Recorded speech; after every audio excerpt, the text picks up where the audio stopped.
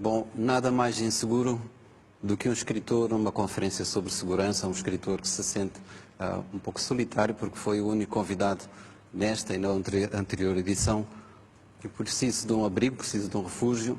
É um texto que eu vou ler. O Presidente tinha dito que eu deveria falar espontaneamente, não sou capaz em 7 minutos. Eu escrevi este texto que vou ler, chama-se Morar o Medo.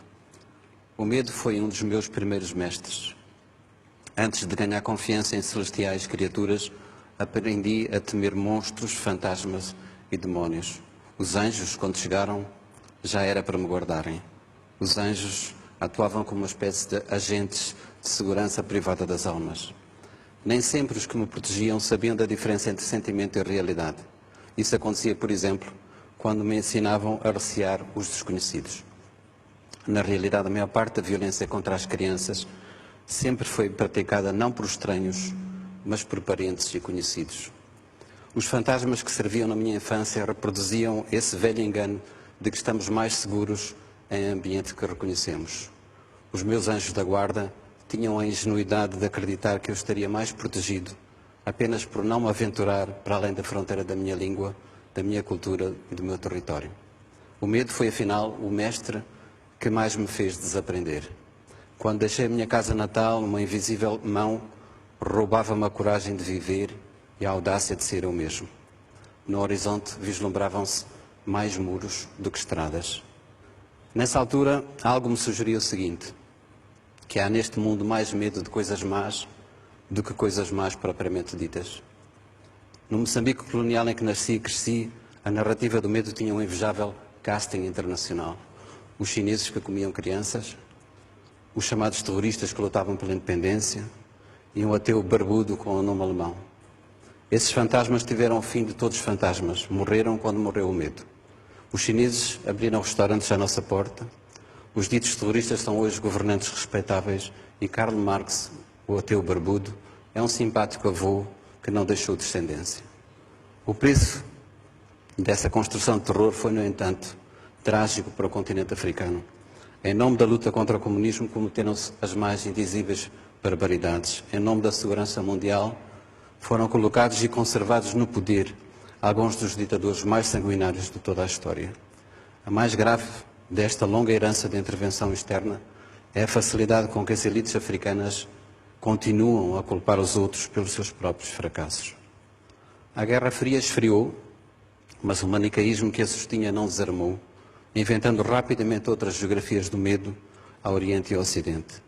E porque se trata de entidades demoníacas, não bastam os seculares meios de governação. Precisamos de intervenção com legitimidade divina. O que era ideologia passou a ser crença, o que era política tornou-se religião, o que era religião passou a ser estratégia de poder. Para fabricar armas é preciso fabricar inimigos. Para produzir inimigos é imperioso sustentar fantasmas. A manutenção desse alvoroço requer um dispendioso aparato e um batalhão de especialistas que, em segredo, tomam decisões em nosso nome. Eis o que nos dizem. Para superarmos as ameaças domésticas precisamos de mais polícia, mais prisões, mais segurança privada e menos privacidade. Para enfrentarmos as ameaças globais, precisamos de mais exércitos, mais serviços secretos e a suspensão temporária da nossa cidadania. Todos sabemos que o caminho verdadeiro tem que ser outro. Todos sabemos que esse outro caminho poderia começar, por exemplo, pelo desejo de conhecermos melhor esses que de um e de outro lado aprendemos a chamar de eles.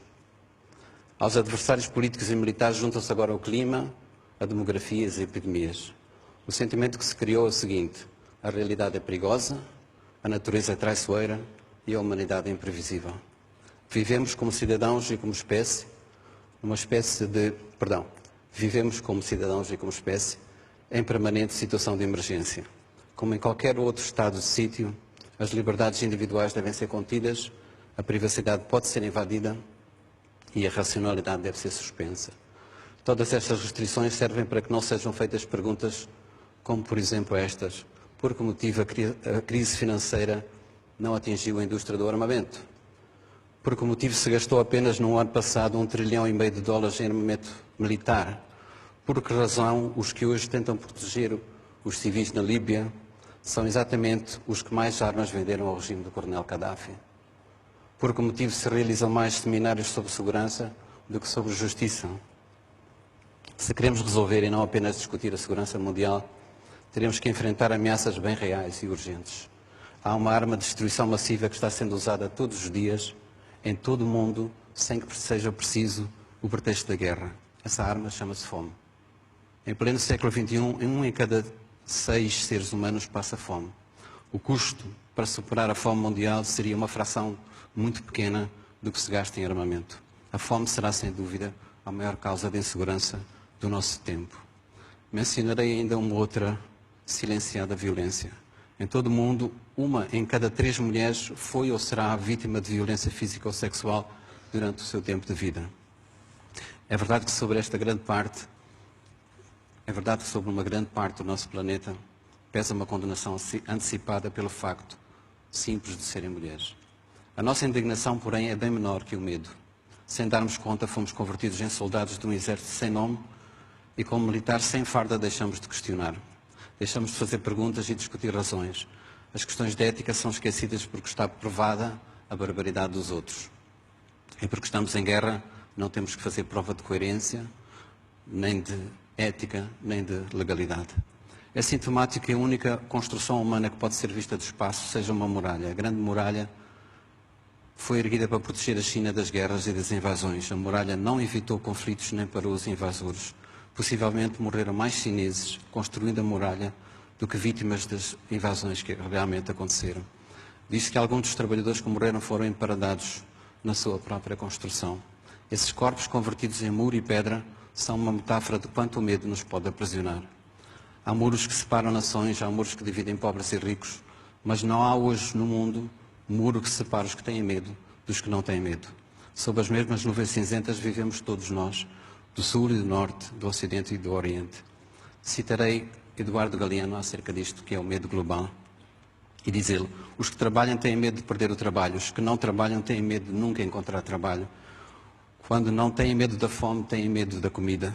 Os civis têm medo dos militares, os militares têm medo da falta de armas e as armas têm medo da falta de guerras. E, se calhar, acrescento agora eu, há quem tenha medo que o medo acabe.